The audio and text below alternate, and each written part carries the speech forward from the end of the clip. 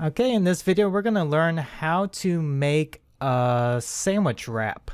So first step here, if I get my pen, there's two types of wraps. There is the spinach. So this is the spinach wrap. And then there is the tomato basil. Okay, so these are located in the bottom door of the bread cabinet. Okay, so it's located on the top shelf right underneath the flatbread. Okay, so you're going to ask the customer, would they like a spinach wrap or a tomato wrap? And then you're going to select the one that they say. Okay, then we're going to bring the wrap and place it on the deli paper. Now the formula for a spinach wrap or any wrap is it's a foot-long portion. So where can I write that? So it's a foot-long portion. So if you know your sandwich formulas, any sandwich can be made into a wrap. A turkey, a ham, a spicy Italian, BMT, any of those sandwiches can be made into a wrap. And it's just the foot-long portion of meat.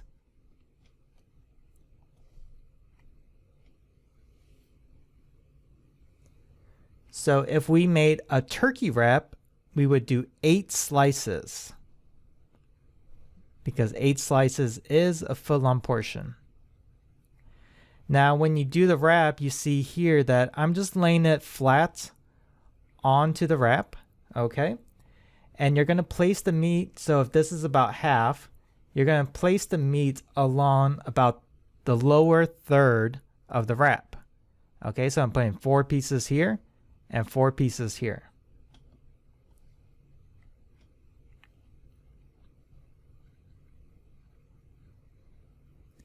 Next, we get to the cheese. Okay, so it's very important that it's 2 slices of cheese. So this trips up a lot of sandwich artists at first. So remember, it's foot-long portion of meat, or aka protein, but only 2 pieces of cheese.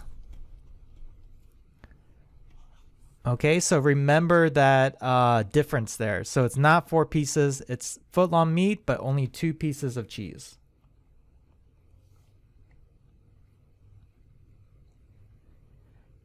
And then next we're going to move down and work on the veggies. Now for the veggies, this is also very important. It is 6-inch portion of veggies. So this is very important because if you put just way too much veggies onto the wrap, if you over portion it, then you can run into a problem where you can't close the wrap and then it's going to turn into a mess, okay? So really try to consciously remember to limit yourself to only a 6-inch portion of veggies. And I will demonstrate that here. So let's say they get some lettuce. I would put about that much, maybe 2 to 3 tomatoes, depending on size. Don't go too crazy with the spinach. Maybe 2 to 3 cucumbers. Maybe 3 to 4 slivers of green pepper. Maybe about 5 slivers of onion. Don't go crazy on pickles. Remember, pickles is a strong flavor. Don't go crazy on banana peppers unless they ask. And they can ask for more of something. Just, just give them a kind reminder if they're like, oh, I want more spinach, right? Just remind them like, oh, it might get a little hard to close. And, most customers are understanding as long as you work with them. And then you saw me do the sauce here. So I made sure not to do too much mustard because mustard is a strong flavor. And then mayonnaise, I did the 3 stripes of mayonnaise as you saw there. Okay, and then I'm going to wrap it. So a tip here, I'll write this down. Don't be afraid. Okay, so when I first started when they first came out with the wraps, I was afraid I was going to tear the wrap, right? So the wraps are actually pretty strong. So you can really, for lack of a better word, like manhandle, really do what you need to do to get everything wrapped together. So you can be really aggressive with it and get everything tucked in, everything wrapped together. Don't be afraid that you're going to rip it, okay? So as you see here, I'm going to step 1, fold in the sides. And you see I have about, let's say, 1 inch in between here. So step 1 is you're going to fold in the sides here. Okay, and then step 2. This is where you can be somewhat aggressive with it.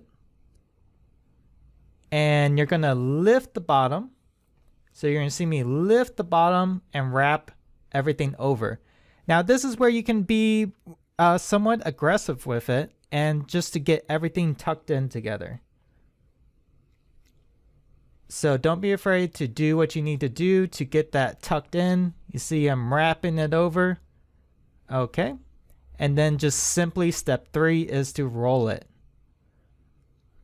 So the wrap isn't ripping unless you just go really crazy or if you put too much sauces on it and got it too wet. Okay, so that's what a typical wrap would look like. Okay, step 4 is you cut it in half. Okay, so just always cut it in half if the customer doesn't want it. There's like 1 in like 100 people that don't want it cut in half. And they'll let you know. They'll say, oh, please don't cut it. Okay, so that's how a nice wrap would look like. You see I got the turkey wrapped around and then I got the veggies, right? So that's a perfect wrap right there, ready to go for the customer. All right, then I'm going to take a 6-inch wrap. And then I'm simply going to wrap the sandwich wrap like a 6-inch sandwich. All right, so then we got a perfect wrap from start to finish there. Okay, part 2 of making a wrap. We're going to make a steak wrap this time, so it's slightly different. So you see here off to the left, I grabbed what's called kind of like the nickname for it. Let me try to get my pen here. Is we call it like a boat. So you'll see a stack of boats here. So this is where you can heat up meat. So anytime you need to heat a meat, but not a bread or something like that, then you can do it here.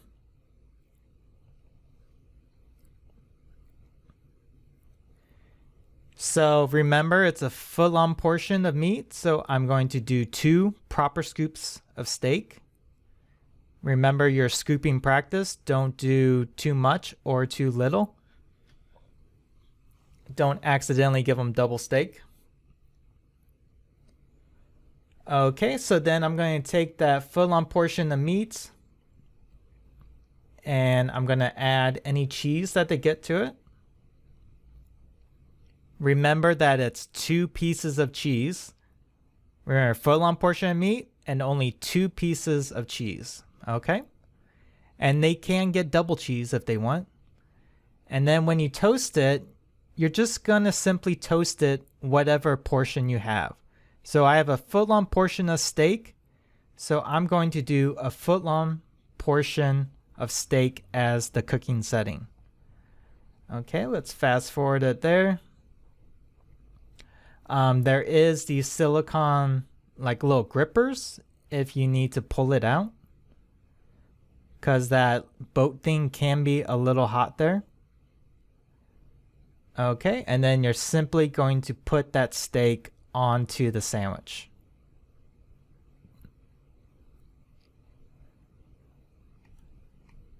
So then I'm going to put those back, close up the toaster.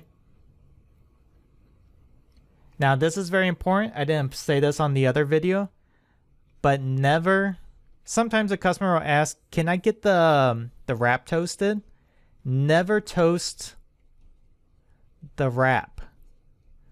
Okay, so If you toast the wrap, it will become very dry and brittle, and then you won't be able to close it. It's just going to rip. So you can't.